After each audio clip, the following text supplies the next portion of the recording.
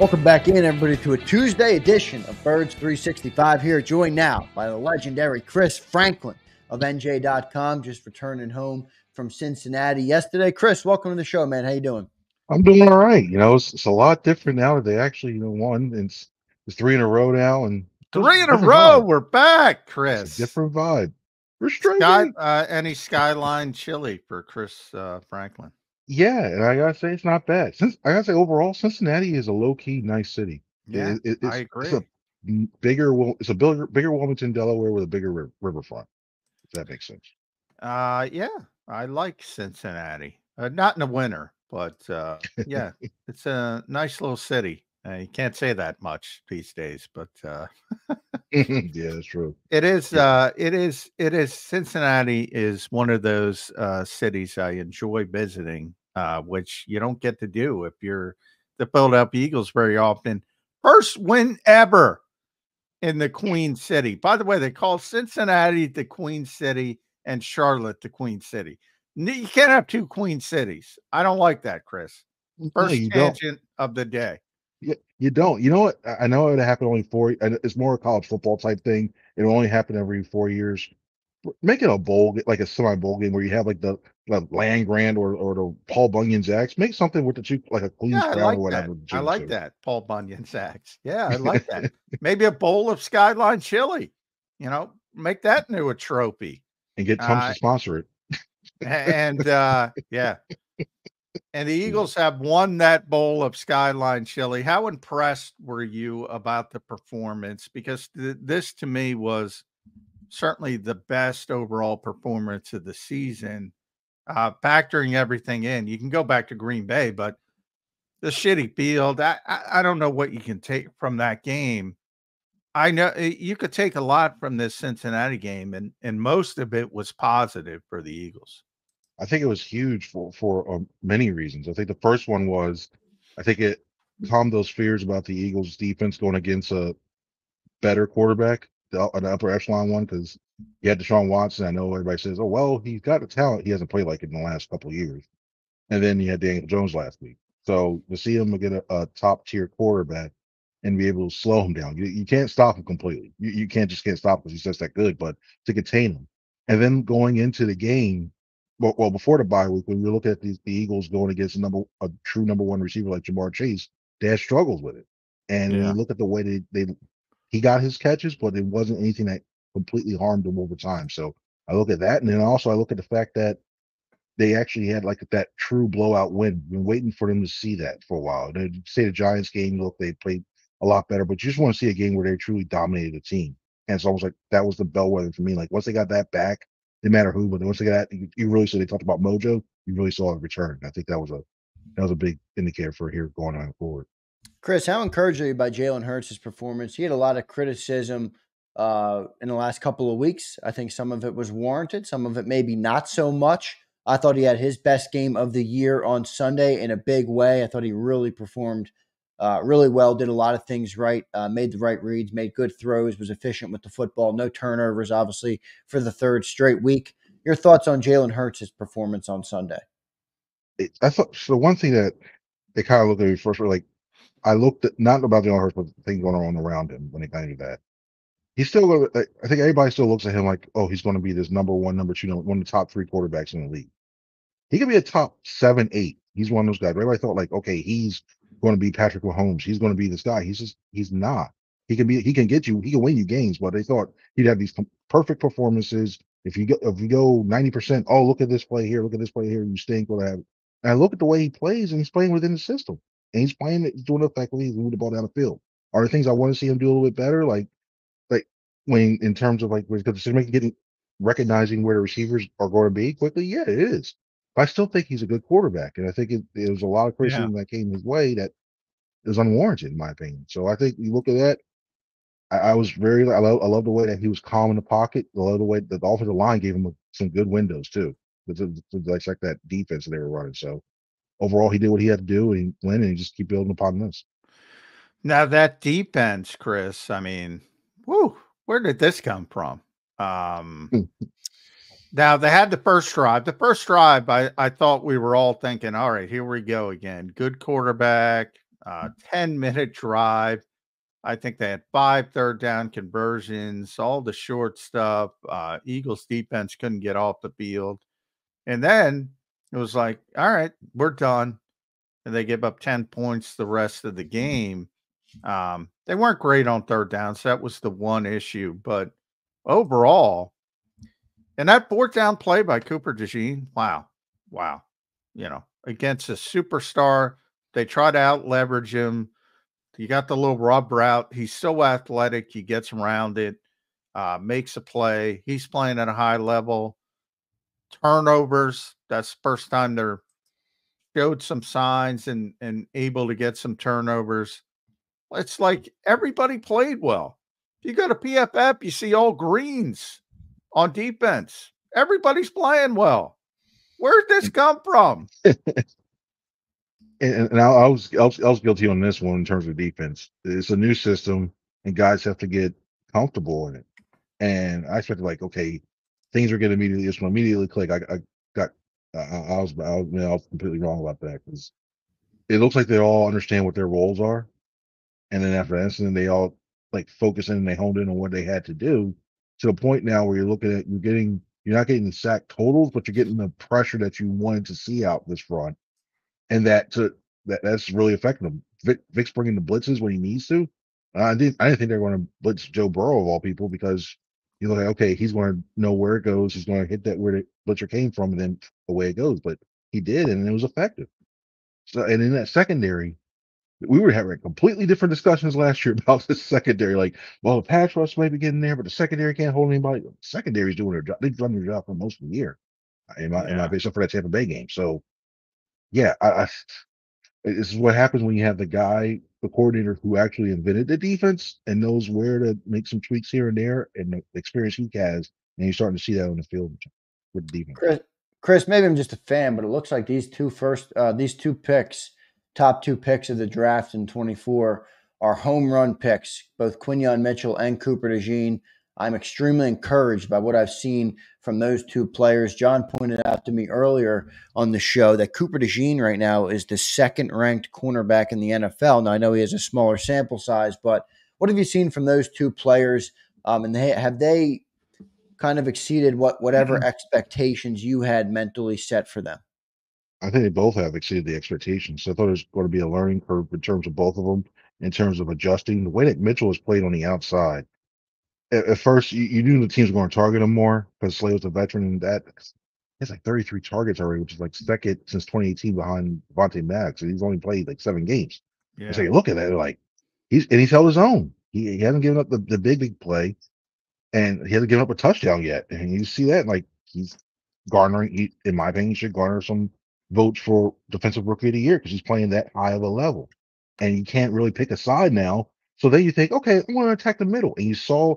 And I thought that was smart by Amarillo Bengals putting Jamar Chase in the slot, because he's thinking, like, can't get to Slay, can't get to Mitchell, try to attack the middle. And then Cooper DeJean pops up, and he plays well in terms of that. And I think the slot, the outside position is really, very hard just because of the talent there. I think the slot is a little bit harder in terms of you have all that space to work in the middle. You got to make work with the linebackers, safeties, the other corners. And he's doing well in space. And now that you look at this team, you got 2 cornerbacks now that you really could have for a long while. It's almost, and you have this, you can count on them to be good in coverage. Only thing now you got to worry about is the other outside cornerback, and Isaiah Rodgers rolling up. You don't know how the severity of the Slay thing. He told me after the game it was okay, but then you get the MRI. Yeah, the future at least looks very, very bright for his team in terms of those 2 having them on the field. Somebody we were talking about defensively before you came on, I don't know if you heard us. I don't know how quick you were in the green room with Jordan Davis. This is such an interesting player to me, because, I think he's very important for this defense, but he's got a very limited role. He hasn't developed to where people want the number 13 overall pick to develop. Because he's not a pass rusher. But if they didn't have him, there'd be an issue. Can't play the 5-man fronts. Those who've been around the Eagles for a long time know how it was pre-Jordan Davis, when Jonathan Gannon was running this scheme in 2021 and nobody knew it because they didn't have a nose tackle and they didn't have the overhang player, Hassan Reddick, yet. And they were using Gerard Avery, so it was kind of a mess. But all that said, factor all that in, Chris. Where are you with Jordan Davis? Not only short term, I think that's fine, but long term, because now we're talking about contract extensions. Do you pick up the option? Where are you with Jordan Davis and this team and his fit for this team? I thought before the season he was probably the most important player, if not the second one, because of what his task is. And you need somebody. It's not that easy to find somebody with his strength in the middle that can take up shoot gaps, especially in that 5-man line. You need somebody who can take up shoot gaps or can draw 2 offensive linemen to him to do that. And I think this year you're starting to really see that conditioning come in a little bit more. Now teams are running a lot more 3 wide receivers to try to take them to try to get them into that 4-man look. So that's why his role's a little bit limited, in my opinion, in terms of that. But when you get him on the field, you can see the big difference when they have that 5-man line on there. And I'm a guy that looks at what his role, what he's asked to do, we're doing it. I think he's fine for that. I pick up his option, but I do it in the terms of, okay, I know it's high, but you restructure that contract in a way where you have him for another 3 or 4 years, you space out some of that money long term. I think he's worth it because you're going to be losing, in my opinion. I think somebody's going to pay a lot of money for Milton Williams. I think based on the prospect, he might be gone in terms of that. I think he'll try to resign him, but I just look at that and like it's tough to do that. So then you look at your back end, your depth there. So you got some nice pieces. Moro Jomo you have there, but you see him really as a nose? No. So he's a unique player in that sense. I think you need to bring him back in the future. You have him as part if you're going to run the scheme for the foreseeable future. I think you need him to be part of that. We'll see what they end up doing with Jordan. I do think it's an interesting conversation given the type of money I think he might expect or want and then how much the Eagles want to go to keep him. But I do think you bring up a good point. Chris, if you told me before the season that the Philadelphia Eagles would have the 2 top-rated linebackers in the NFL on any given week, I probably would have told you were batshit crazy. Well, they had that this week in Nakobe Dean and Zach Bond. What's your takeaway from what you've seen from those 2 guys? Yeah, I would ask you who the dealer was. I'm say that's some really good stuff if you're mentioning that. When you look at it, they played really well, and even to a point where you look at Zach. There's a lot of questions around it, and you got to get credit Vic again.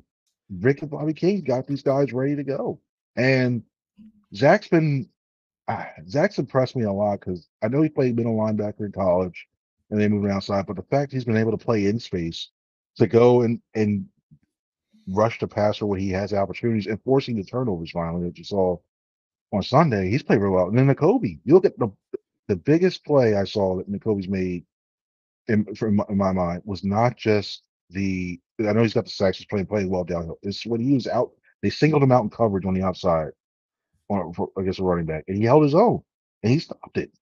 And that was the biggest bugaboo about him was his ability to play coverage out in space. And he's gotten improved as the year goes along.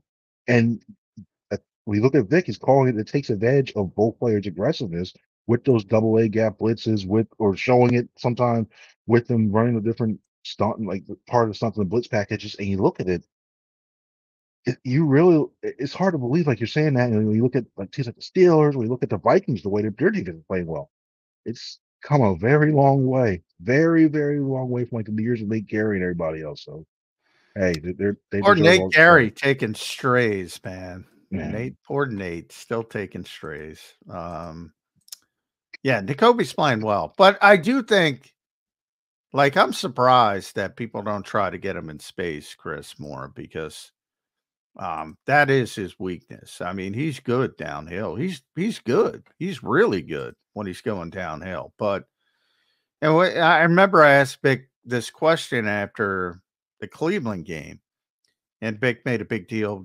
about Deshaun Watson. I think it was the first positive thing, actually second positive thing I heard about Deshaun Watson this year, because Nick Sirianni called him Superman. Superman's come on hard times, but Vic mentioned how difficult it was to deal with Deshaun Watson in space because Nakobe looked pretty poor at times. And we're going to see it in a couple of weeks with Jaden Daniels. I think that's the test for Nakobe Dean. And I don't think it's going to be great. I'm going to be honest with you. I don't think that's the strength of his game, but hey, he's getting better. A lot of linebackers can't cover people in space unless you're Fred Warner. I say it all the time. Maybe Yeah, Blake Cashman, that Minnesota defense, nobody knows who Blake Cashman is. That Minnesota defense has fallen off the table since Blake Cashman got hurt. One guy can make a big difference, especially a linebacker. yeah. I'm shocked when teams aren't running like a bunch look one way, the tight end one side, and they motion that running back, and when he's on the field, at least towards his side. Or and when Commanders game when it comes up, it makes me wonder if they're gonna play like more dime or nickel and have like guy like not Tajin per se, but like have a defensive back or a How little bit about bigger Sidney guy. Brown? How about That's getting another one Sidney too. involved? Yeah. Help make him a spy and just have, hey, look, wherever Jaden goes, you go, and mirror him and just do that way too. I think that's what we'll see in that time. With Trevor Lawrence, I don't think that's much, Nah, especially it's not a concern. there's no way I don't know who he's going to throw to And this poor week. Trevor, yeah, he's got no receivers. I mean, boy, Doug, I feel sorry for Doug coming in here. I think the Jags are getting boat raced, Chris Franklin. Yeah, I They do have too. no receivers. Every time I really want to say that, and the only reason why I say that, no, is because look at the history in Philadelphia when we get too overconfident or a game was like, oh, this should be easy, this should happen, and it's right. I mean, look at if I'm Nick, I'm pointing to the Browns Ravens game and saying, don't let this be you, don't let this be you because it could be easy. Like I think maybe I personally think this is the first game that they scored in the first quarter. I think they scored the first quarter against Jacksonville, but they need to put them away early because you don't want to give this team any hope, especially down. They rally the troops, the circle of wagons, whatever cliche you want to use, and then they keep it close and close and close. And you don't want to repeat of what happened with the Ravens and the Browns. Eagles are definitely way more talented than Jaguars, but it's games like these where it appears that it's going to be a big, large gap, and all of a sudden you're in the fourth quarter like, how the heck did he get here? One of those types of deals. All right, yeah, I still think they're going to win. yeah, I agree. I think, and hey, that's the breaks of the game. It's not who you play; it's when you play them. And looks like the Eagles are going to be playing Jacksonville at a very good time. Not that they shouldn't beat them anyway, but when you're down your top three receivers, and that could be the case. Still some hope that Brian Thomas might play, and he's, maybe been the best rookie receiver for those who don't know. But the Eagles just dealt with one of the best receivers in football. So, even if they do have Brian Thomas, you start to have more confidence because of what Quinyon Mitchell and Cooper DeJean and Isaiah Rodgers making the big play, coming in for Slay. The turnovers. It was Reed Blankenship and nobody else. Nick had to roll out the Reed Blankenship t-shirt. Now, Zach Bond's getting a peanut punch. Isaiah Rodgers is playing volleyball. This team's unconscious, Chris Franklin. Yeah, the Kobe put it like I love the quote he said, like basically the Beavers have built the dam up to try to stop the turnovers, and they put the river was washing away just now. They feel like they're doing that with the floodgates and everything. So yeah, I'm still waiting for Quinyon Mitchell to get that final interception. He's come close, and it's going to happen. And the G could have one. I think you're starting to see these guys really truly get a grasp of it. It's starting to come in terms, almost like the sacks in a way, and the pressure is coming in. It's going to start. You really start to think like, hey, you know what? The way they're playing, the way they're positioning themselves in, it's going to start coming. And this team really needs it. They're still in the minus category in terms of turnover differential, and and we know how much when you don't turn the ball over, it's basic football 101. Don't turn the ball over, you have a better chance of win. And the way this offense operates with short fields and the personnel you have, you can really put up the score, run the score up high with this. So I feel confident it's coming a little bit more.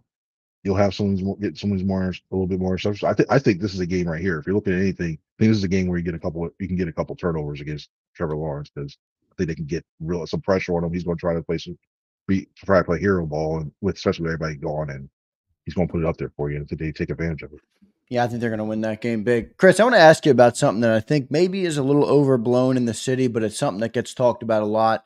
The identity on offense. And we talk about it a lot on the show. And I think John's right where there's way too much emphasis on that word. But the offense seems to be in a rhythm the last couple of weeks. Obviously, the first 2 games straight of beating opponents by 20-plus points. What do you make of their offensive approach in the last 2 games? That seems to be a more balanced attack versus the Giants. It was very run heavy because I think the Giants just suck, so you could run heavy, but more balanced versus the Bengals. What's your takeaway on the balanced attack and kind of the identity that people are talking about is forming in Philly? I think identity is important, especially when you look at the fact that you need to have something that when you fall back on something and you're not really doing well, you say, hey guys, this is what we do. And then you fall back and do what you need to do effectively in order to do that. So I think that was key in terms of doing that and that. But I think when you look at the true team's identity, it was the fourth quarter on that 7-minute, 37-second drive. That's what you do. You run the ball, you set the, you get defenses to really buy into it. They need to stop Barkley. You throw over top of that. And then ended with of all things Snoopy. So it was perfectly you did that in terms of that. That's what this team needs to do consistently. You have enough things you can do outside. When they get past Happy, they're going to be. When you look at it, there's going to be games where they need to throw a ball like where you look at team secondary, you just go, yeah, we should be able to beat these guys 1-on-1 with these. Therefore, you just can't do it.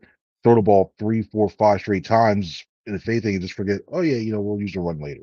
And I think also that's one thing that reasons why you don't see Saquon Barkley get a lot of runs in the first half because they expect to be up later on in the game. So you need to use him to salt him away. And he can those 6, 7-yard runs all of a sudden or what when you say second half, they really become 12, 13, 15, 20 because the team's hot.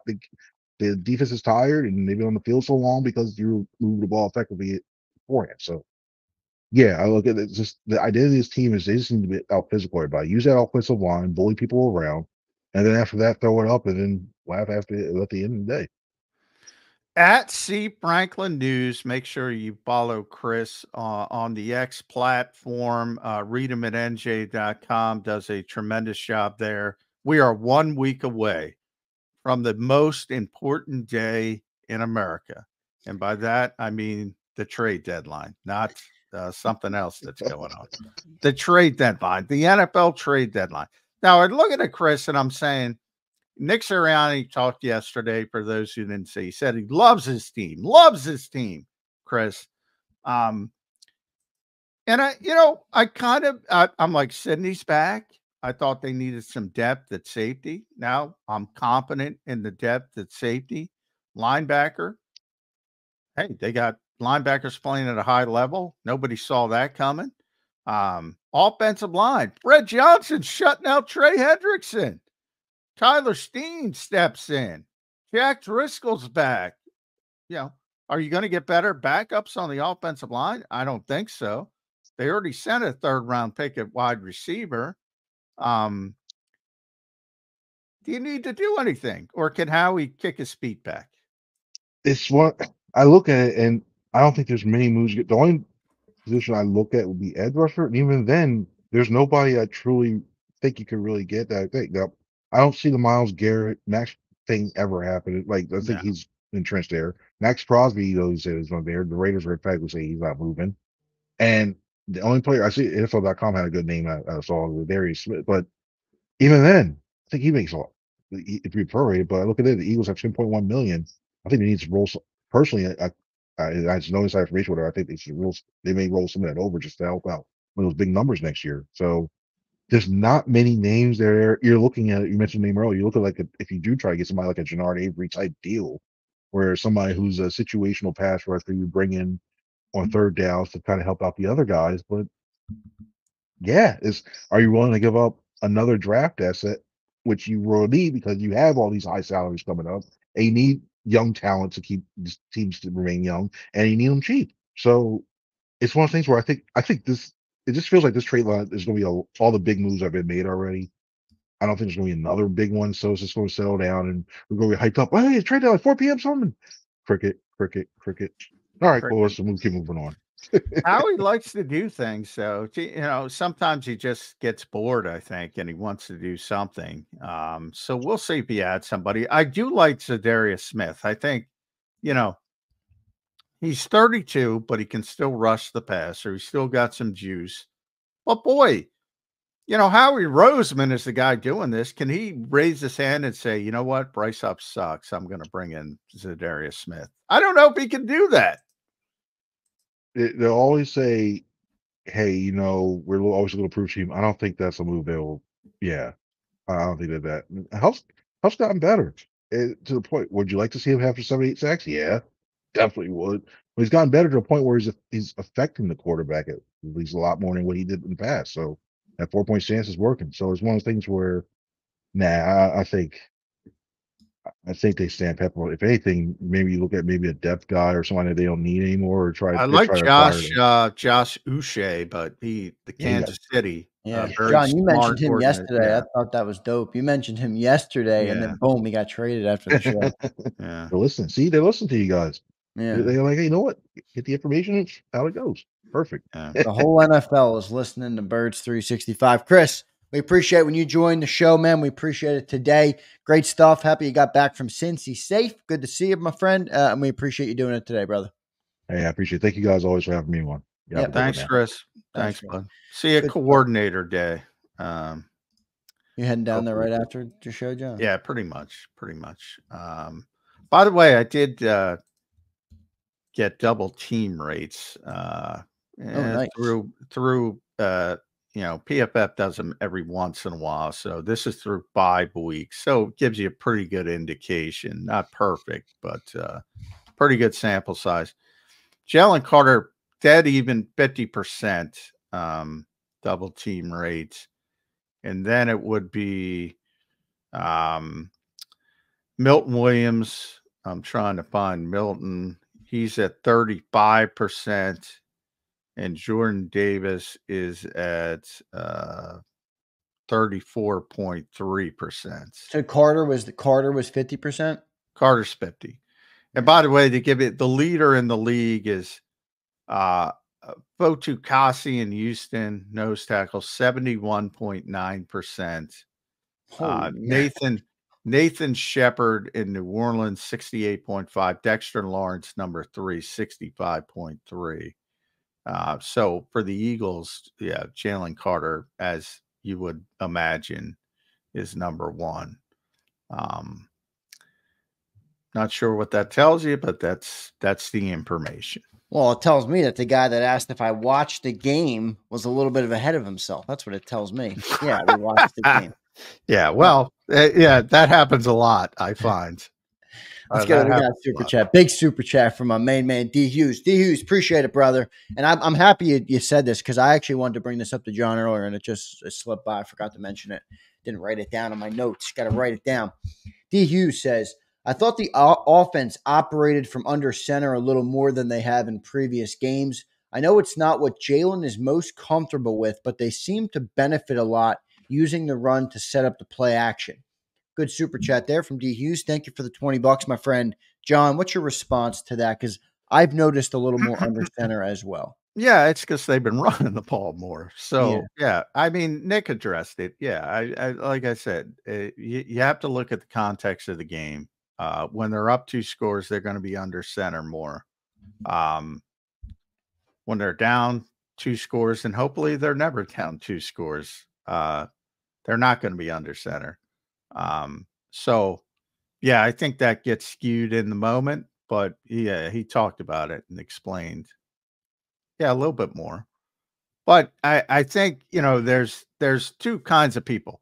One that want to turn them into a traditional play action quarterback.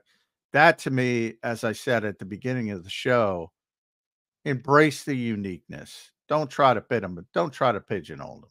Yeah, but I do think there's credence to the balanced attack that I continue to harp on this, and I still will, because I understand what you're saying, but I do think it helps Jalen. And look, you can say when they're down 2 scores, they're not going to be under. I get it. But the reality is most NFL games. Yeah, but see, here's the problem. It's not a 2-score game, right? It's closer than that. Yeah, that's my point. That's my point. So the That's balanced why attack, it's in my not as opinion, is a good thing. that's why you can't take statistics from that game and expand them out to every game. That's the whole point. Right. So I think people make these blanket assumptions. Oh, they were under center more against Cincinnati, and look, they won by 20 points rather than, oh, they were under center more because they were up a lot late. So it's not a chicken and the egg. It's where you can define that's the reason. And similarly, because generally when you have to throw the ball, you're losing, you'll have a group that expands. Well, see, you should have been under center more because you were under center more when you're winning by 20 points, blah, blah, blah. Do you see what I'm trying to say? No, I do see what you're trying to say, but what about for all the moments when they're not either up big or down big, and it's just a balanced approach? Yeah, then they're to going to be putting more points of on the what board? they really are, and what they really are is shotgun pistol. That's what they really are. And again, embrace the uniqueness of the quarterback. Embrace the uniqueness of the quarterback. He's not Jared Goff. He's not Kirk Cousins. He's not Brock Purdy. But those guys can't do a lot of the things that Jalen Hurts can do. And I circle all the way back to what I said. He did things in that game against Cincinnati that no quarterback in NFL history has done. It is pretty impressive. Whether you like the player or not, it's pretty remarkable what he's doing in Eagles green.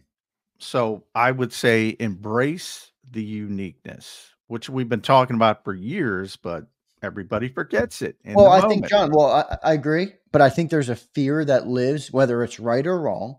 I think there's a fear in fans' minds that uniqueness is great, but it won't get us to a Super Bowl. And that's where Well, it already did. I know, but I'm saying I think that's what permeates in the minds, whether it's right or wrong. That's what's out there of, and you look at the last 10, 15 Super Bowls, John, it's all elite quarterbacks with the exception of Nick Foles. It's the Tom Brady's, it's the Patrick Mahomes's, it's the Matthew Stafford. I mean, those are the guys that win the Super Bowls. I get it, only one team wins, but that's what fans want. I think that's why people. Well, then you got to go in a different direction. Yeah. I'm not saying that. I'm just saying why I think people, have a little bit of a harder time embracing that uniqueness. Well, or you could try to turn them into Jared Goff or Kirk Cousins or 22, man, when he was balanced and he threw the ball well and they ran the ball well. I don't even know what balance means. I know what balance means definition wise. Balance is becoming the new hot word on the show. I'm not trying to pick on you, but I mean, I think that's a buzzword. That's all right if you pick on me, John. You don't have to apologize for picking on me. I like when you pick on me. I think people just throw it out there and they don't even know what they're saying. You can't go in. Everybody seems to grasp you can't go into a game saying, "Oh, I'm going to get 65 offensive snaps, and 33 of them I'm going to run, and 32 of them are going to pass." I think everybody can understand that pretty easily. Yet, when the game's over, they pick up the game book and they go, "Oh, this is the reason why," rather than, "Oh, the game went this way, so this is the reason why it unfolded like that." It's bizarre to me. That's where I get my 17th concussion, from banging my head against the wall. I'm giving John his 17th, 18th, 19th, and 20th. Yeah, I'm in the protocol. I've been in the protocol for 10 coming off years. A calf injury, right to the protocol, baby. Thanks to Big Z. All right, Johnny Mac. The Eagles just tweeted out they've updated their profile picture to the Kelly Green and it's Kelly Green week. I should have mentioned logo. that. So it's That's going to be a bad Kelly job Green by week. me. Yeah, it's going to be a bad Kelly job Green by week. me. And they'll win, so that'll be I'm very comfortable projecting this win this early in the week. So big win coming up on Kelly Green week. No, Very rare anticipation. where you can be this comfortable with an NFL game. I'm pretty comfortable with this. Does that make you a little scared that you're that comfortable this No, early? I don't know. Any given Sunday, Johnny Mac. Any Very given Sunday, John. Very, great show very today, man. comfortable. Yeah, Very I know comfortable. you heading down there right now to the coordinator. Yes. All right, Talk let's to get Big out of here 'cause I know Fangio. John's got to get out of here. D. Hughes, thanks for the super chat. Thanks everybody else for the super chats. Thank you guys for the great support so far this week on Birds 365. You have been absolutely tremendous, and we could be speaking to absolutely nobody, but we speak to you guys and you because you guys show up every day. So we thank you for that, and we thank you for the support. Johnny Mac, great show today, man. We'll talk to you tomorrow. All right. All right, sounds good. Thanks, guys. Thanks, everybody. Catch you tomorrow on Birds 365. Hit that like button on your way out.